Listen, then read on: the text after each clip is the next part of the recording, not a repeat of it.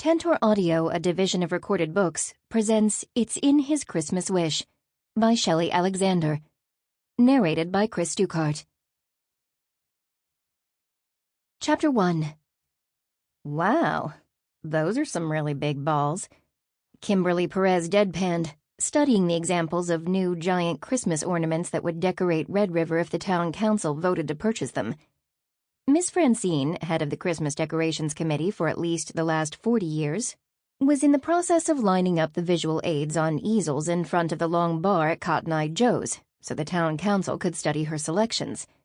The proposed holiday decor would trim Main Street, the park, and the gazebo, which sat smack in the middle of Red River. Squinting behind glasses as thick as a soda bottle, Miss Francine set up one enlarged picture after another to illustrate the decorations. Her mysterious purse, which she guarded with her life, and was the size of a moving truck, dangled from the notch of her elbow. Now that took talent. Clickety-click-click.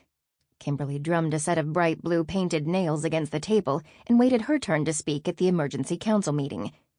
On a cold Friday morning in early December, dozens of residents had braved the bitter weather just to vote on new decorations, and most of those were older church-going folks who wanted to make sure a nativity scene was included. Kimberly stopped the nail drumming. A baby with no crib for a bed was something she could understand. The gazillion foster homes she'd lived in while growing up didn't always have comfy beds either. She formed a large circle with her arms as though she was dancing to a Village People song. Those are mammoth-sized balls, actually. A few of the meeting attendees chuckled. The rest sniffed at her, then looked down their noses. Sheesh, some folks had no sense of humor. "Thank you, Kimberly." Ms. Francine cooed as though it had been a compliment. On the last easel, she placed a picture of a pyramid as tall as a house and constructed of gigantic red and green ornamental balls. The pyramid matched the decorations on the other pictures, clusters of gigantic round ornaments hanging from light poles and strung around the gazebo. "When I searched the catalogs for commercial decorations, I really liked the big balls theme," she said innocently. "They just jumped out at me." Kimberly snorted with laughter, which drew more censoring looks. Since the meeting was taking place at Red River's favorite watering hole, so Chairperson Clydell and her sister Ms. Francine could have endless refills of heavily spiked coffee at their disposal, Kimberly waved over the new owner. "Dylan, the next round of coffee is on me." She tilted her head toward the group, which didn't seem to appreciate her humor, and whispered, "Sneak the hard stuff into theirs. They need to loosen up." "Anything for you, Kimberly," he said with a wink. She looked up at him from under shuttered lashes. "Sure you're taken?" He smiled. "Yep," he said, then headed back to the bar. She knew he was, which was the only reason she teased him with such innuendo. Several months back, he'd discovered he had a kid he'd never known about with an old flame. They'd managed to work it out and fall in love in the process. The wedding was set for next summer. A rush of air slipped through Kimberly's lips as her shoulders slumped. Weddings, cribs, and high chairs, love that lasted a lifetime. Experiences Kimberly would never have. She'd accepted a long time ago that she was broken on the inside and always would be. Growing up in foster care did that to a person. She filled her lungs with a deep breath and sat straighter. Self-pity was her enemy. Instead, she'd devoted her life and her legal career to helping at-risk children and abused women. Didn't pay much, but she slept like a baby at night because her conscience was clear. Unlike it would have been if she'd pulled down 6 figures a year 4 times over by representing drug dealers, pimps, gangsters, or any number of other shady characters. No, thank you. She'd keep her thrifty wardrobe pieced together from resale shops before she'd sell her soul to defend exactly the kind of people who'd turned both of her parents into addicts. Ms. Francine stepped back to admire her display, and chitter-chatter buzzed through the room. Some wanted a traditional green and red color scheme. Others wanted to try something new, like silver and blue. Kimberly's nails clicked against the scarred table again. It was almost her turn to plead her persuasive case, her oral argument, her courtroom summation to convince the town council to put the money to better use than wasting it on unnecessary materialism and frivolous holiday decorations. Using the money to deliver gifts to kids who otherwise wouldn't get a single present seemed more like the true spirit of Christmas. The town was already a winter wonderland during the holiday season, and most businesses along Main Street decorated their storefronts on their own with lights, garland, and Santa, with his elves painted on their shop windows. Couldn't that suffice for the sake of impoverished kids? "They sure are nice bowls," said Chairperson Clydell. "I'd like to thank my sister, Francine, for coming up with the idea on such short notice. I knew I could trust her to do Red River proud after a family of raccoons and at least one skunk got into the storage unit where our usual decorations were stored. There was nothing left of them." She wrinkled her nose. "I couldn't eat for a week because of the smell." "You're very welcome." Miss Francine's eyes and batting lashes were magnified by her thick glasses. "With just 3 weeks until Christmas, a lot of companies were low on inventory, but they've got plenty of big balls." She touched an index finger to her wrinkled lips. "I've always appreciated a nice set of balls." Kimberly almost lost it. So did some of the other attendees because either muffled laughter or sniffs of disapproval rounded the room. When Miss Francine opened a large box and pulled out 2 huge Christmas ornamental balls strung together with a long, thick icicle hanging between them, and put it on display alongside the easels, the entire room went quiet. When she added a clump of holly between the balls, the church contingency gasped in horror. Everyone else nearly fell out of their chairs, unable to hide their laughter. Good to know some of the locals could find humor in life. Her bestie, Angelique Barbetta Holloway, had all but browbeaten Kimberly into finally joining their legal minds right there in Red River, swearing it was a win-win. Kimberly would hate to think she'd finally uprooted her practice in Taos, 45 minutes away, only to discover her misfit ways were too much for small-town culture. One of the council members, an older man wearing a winter duck-hunting hat with flaps covering his ears, stood. "As the council treasurer, I'll go over the cost and the budget we'll need to purchase the new decorations." He started spitting out numbers quicker than a lottery ticket dispenser. The front door of Joe's swung open and in walked Ross Armstrong. He was a hulking guy with thick sandy blonde hair and just enough scruff on his jaw to give him a tough but lovable look. His usual ball cap, which he always wore backward, was replaced with a black knit beanie to accommodate the winter weather. His standard insulated coveralls weren't greased up yet, since he likely stopped at the early morning meeting before opening his mechanic shop for the day. Kimberly's inside sighed. His last name fit him as nicely as his coveralls, and that was saying something. Not many men could make coveralls look sexy as hell. They'd been pals ever since she'd first started hanging out in Red River with Angelique a few years before, and Ross had led her around the dance floor at Joe's in a country and western two-step many, many times. So she knew how strong his arms really were. Yes, indeedy. When he glanced around the room and his gaze landed on her, the sigh whispering through her body turned to a hum. When he headed in her direction with a friendly smile on his face, the hum turned to an electric buzz. Without thinking, she smoothed a hand over her cropped hair, caught herself, then dropped her hand to her lap. "You look exactly the way you should, dummy." The platinum white hair she created with a do-it-yourself dye kit and the outlandish clothes had started years ago when she was a rebellious teenager bouncing around the foster system. Vices that were less harmful than, say, drugs.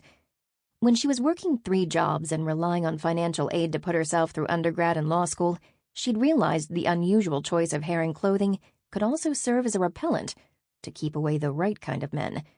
So she'd kept that style, if one could call it that, going, making it her trademark.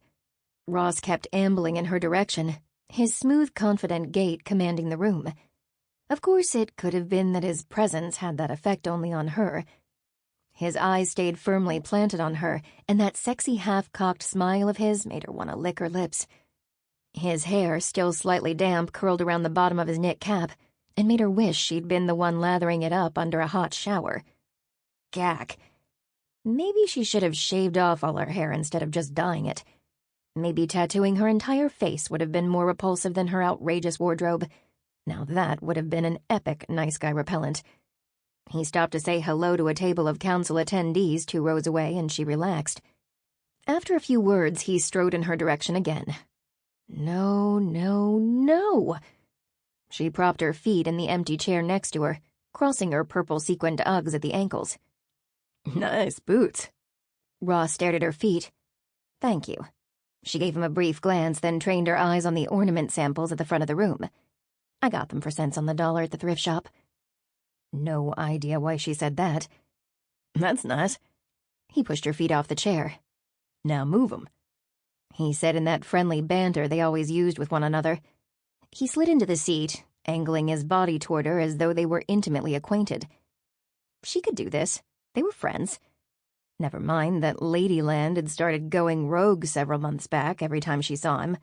She'd stopped dancing with him, started avoiding him, and definitely did not continue the harmless flirting that used to make them both laugh over a beer at Joe's.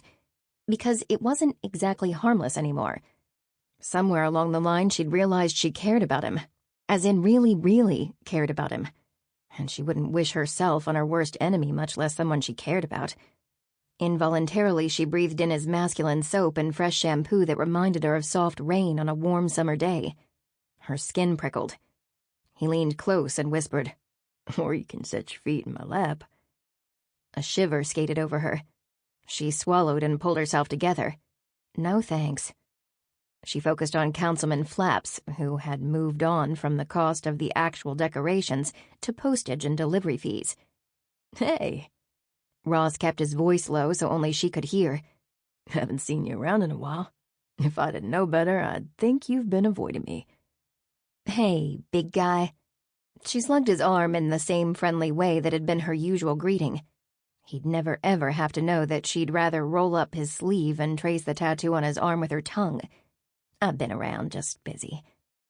Chairperson Clydell opened the floor for a discussion, at which point an argument broke out because Jesus wasn't represented in the proposed decor. The church folks wanted it. Ms. Francine and her supporters didn't, opting for the pyramid of giant balls to go in the park instead of a nativity scene. The church folks said something about a lot of souls burning in hell. Kimberly couldn't resist a pun that easy. Holy smokes. Ross belted out a deep, rumbling laugh, which made a kaleidoscope of butterflies take flight in her stomach. "Good one." Ross returned her fake slug with a gentle tap to her arm, and the butterflies swarmed and swirled faster. One of the church elders pulled a pocket-sized Bible from his jacket, turned to a pre-marked page, and quoted scriptures about the fires of hell, which the council would all experience if Jesus was removed from Red River's Christmas decor theme. At which point Ms. Francine, with the politest tone, told them they could go to hell themselves. Kimberly rolled her eyes heavenward. She wasn't a super religious person, but she did know enough to understand that Jesus probably didn't care about superficial decorations any more than she did. It was the heart behind it all that mattered, especially during a holiday that was supposed to represent giving instead of receiving, unity and peace instead of threats and division. So she'd let them fight it out amongst themselves, priming the pump for her suggestion to use the money to help underprivileged kids instead. Courtroom arguments had taught her that going last was the best strategy, because it left the most impact on the judge or jury. She tried to make small talk with Ross, thankful her bouncing leg was hidden under the table. "What brings you to a town council meeting on this fine, colder-than-a-witch's ta-ta day?" Kimberly knew she was a lot of things. Smart, studious, self-sufficient. Tact was at the bottom of her list of endearing traits, right along with her fashion sense, and both could work in her favor when she wanted to chase away someone. Ross made a motion to Dylan, who was behind the bar. Dylan nodded, obviously knowing what Ross wanted without him actually having to place a verbal order. Ross shook his head in disgust. "I heard someone in town has gone full-on Grinch, and I came to stop them." Who? The irony of Whoville and that age-old Christmas tale wasn't lost on either of them, and they both snorted at the same time. Geez, she cracked herself up. Seriously, who? She had no idea what he was talking about. He shrugged. "No idea. That's what I'm here to find out, so they don't ruin Christmas for the rest of us. I mean, what kind of person wouldn't want Red River to be decked out for the holidays?" Obviously, she wasn't in the loop regarding the latest Red River drama, because she wasn't aware of anyone who wanted to ruin Christmas for the entire town. Oh, wait. Her leg bounced so fast and furiously the table shook, but it didn't compare to the quake of nerves rocking her insides. She looked down at her fingers and could swear her skin was taking on a greenish hue. She angled her head to one side and studied her hands. Was that green fur sprouting on her knuckles and around her fingertips? Joe's suddenly seemed very, very warm. She'd kept the idea she'd planned to pitch to the town council on the down low, so the element of surprise would work in her favor. How in the world had her secret gotten out? And I'm just now hearing that in my head. This was Red River, where few secrets could be kept. Sounds like gossip to me. She waved a hand in the air. I'm sure it's been twisted into something very different than what it was meant to be. Chairperson Claudel and Miss Francine alerted me that there might be a troublemaker at the meeting who had a problem with buying new decorations. Ross said. Huh. Kimberly all but sniffed the air for two rats who wore thick glasses and had silver hair. It was no secret that Kimberly was thrifty. Okay, she was a complete tightwad. So when she'd asked to be included on the agenda, Chairperson Claudel and Miss Francine must have gotten suspicious as to her reasons. Dylan walked over and put a piping hot cup of coffee in front of Ross. Your usual. The two men fist-bumped. That's why Joe's is the busiest foodie establishment in town. When Dylan was gone, Ross went back to grousing about the unidentified green monster. Why is this so important to you? Kimberly half scoffed. I've seen your shop and the lodge you own next to it. You string enough lights on your businesses to shut down the power grids throughout the entire Rockies. She laughed and gave his shoulder a friendly push. Her laughter sputtered to a stop when he didn't respond. Instead, he circled the rim of his coffee mug with a fingertip and stared down into the dark liquid, as though it was a mirror into his soul. Christmas is special, because... Councilman Flaps finished his accounting report and sat down. Ross let a sad sigh slip to his lips. It doesn't matter why it's important to me. It just is.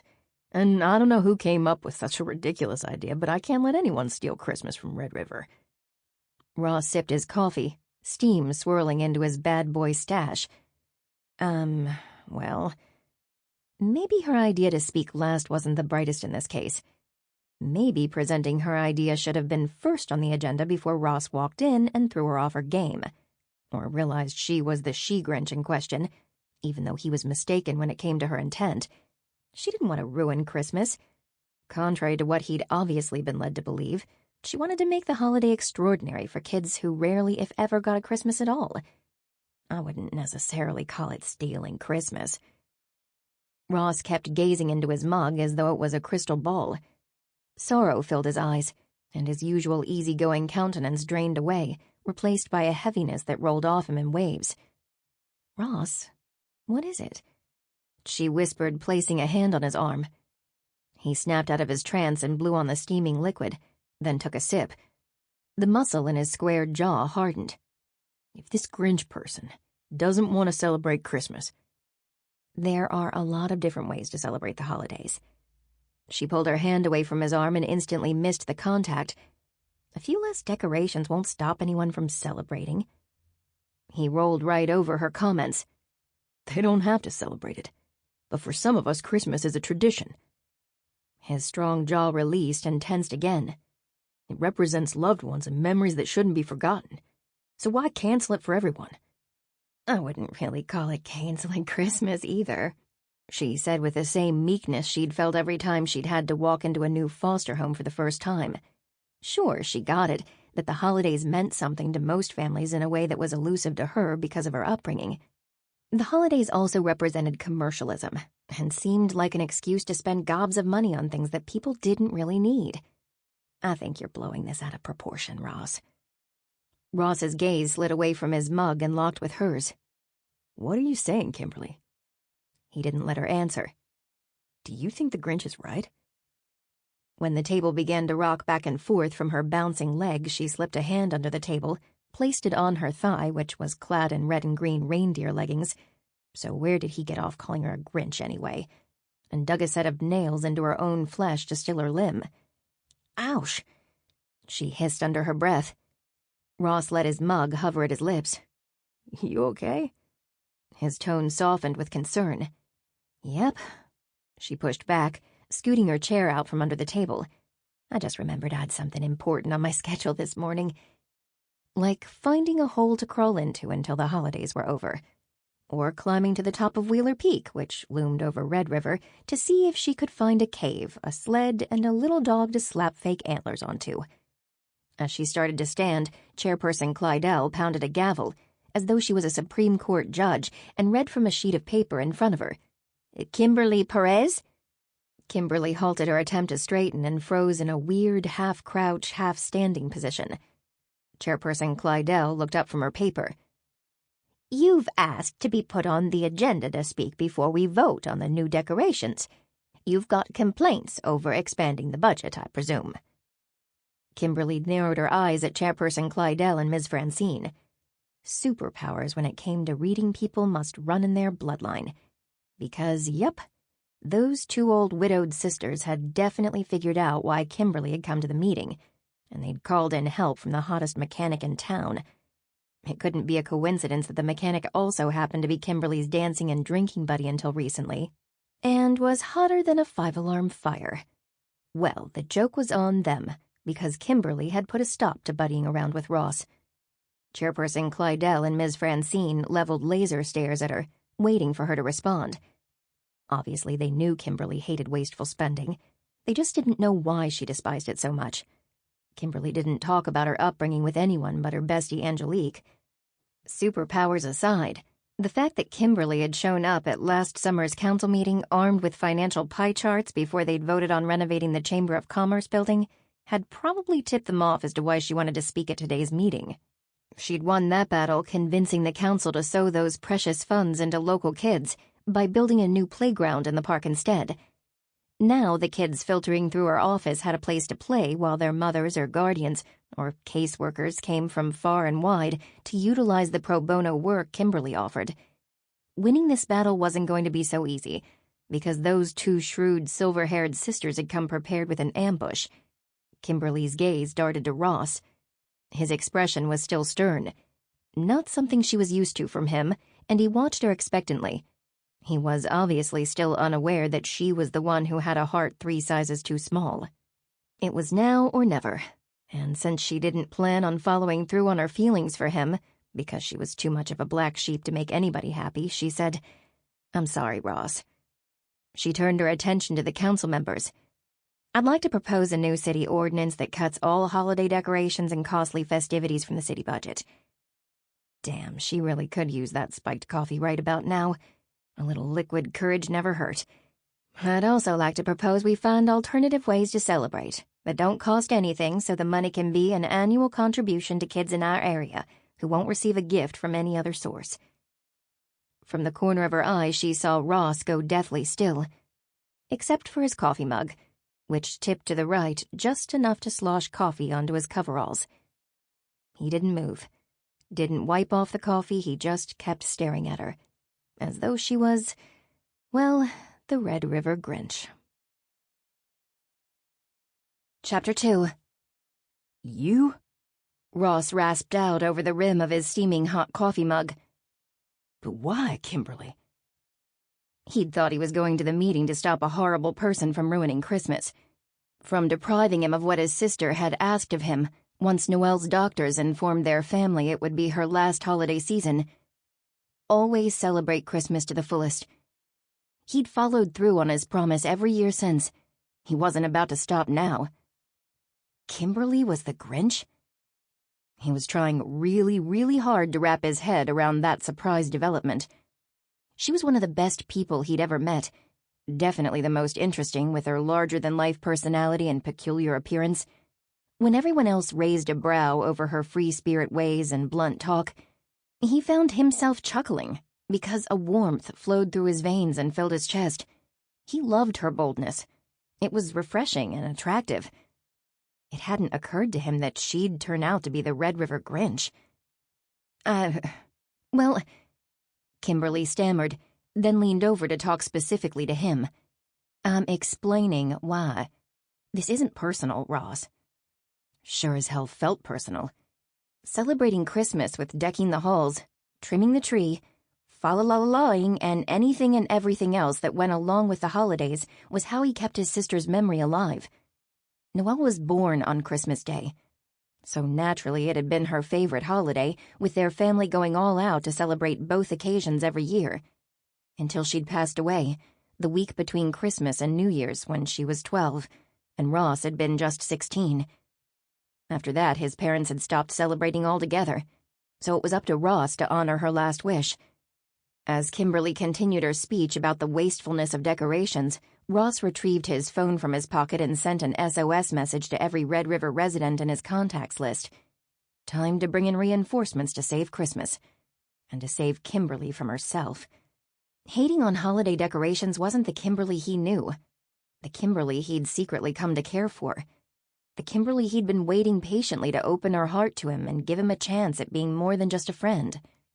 Hadn't happened. He'd waited a long time for the right woman to come along.